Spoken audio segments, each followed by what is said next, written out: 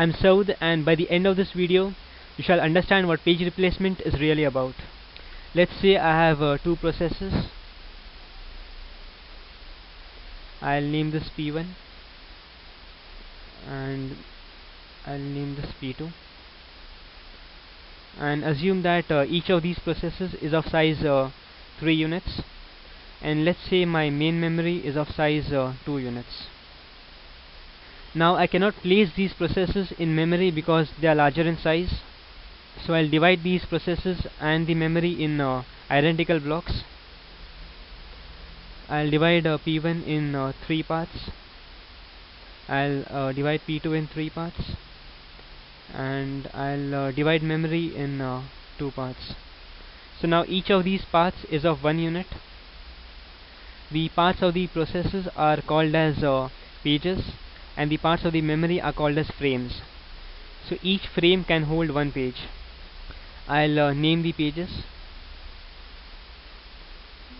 I'll name this page as 1, this as 2, this is 3, this is 4,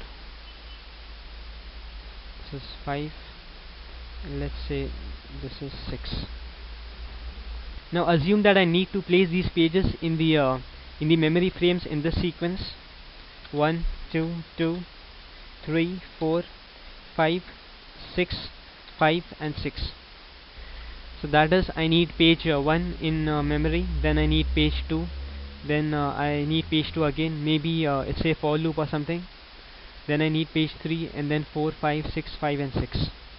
I'll draw the the frames of memory,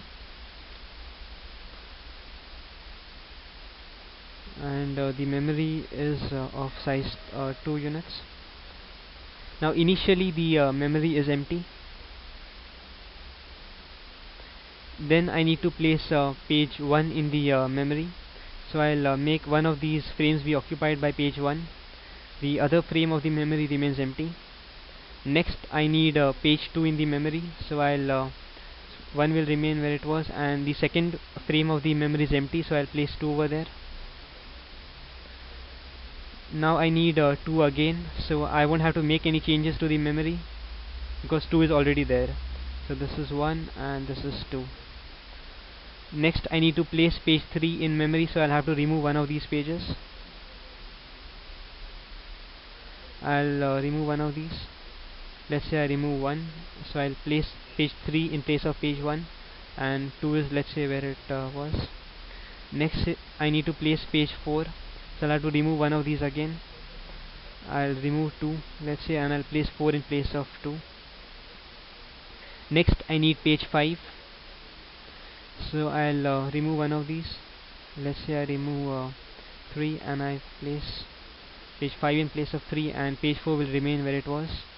Next I need page 6, so I'll remove again one of these. Let's say I remove 5 and I place 6 in place of 5. 4 will remain where it was. Next I need to place page 5, so I'll have to again remove one of these. Let's say I'll let 6 be where it is, and let's say in place of 4 I'll place page 5.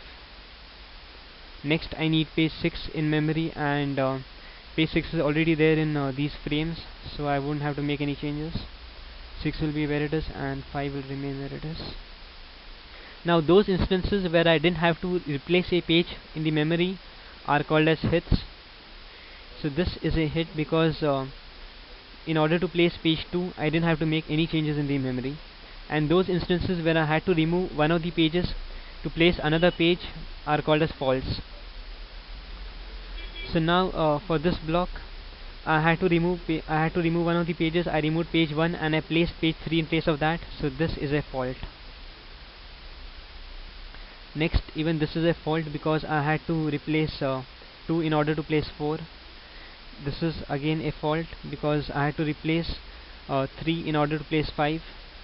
Then this is again a fault because I had to remove 5 and place 6 in place of that.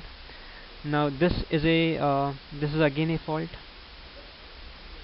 and this is a hit because in order to place 6 I didn't have to replace any of these pages because 6 is already existing in the memory. So this is a hit.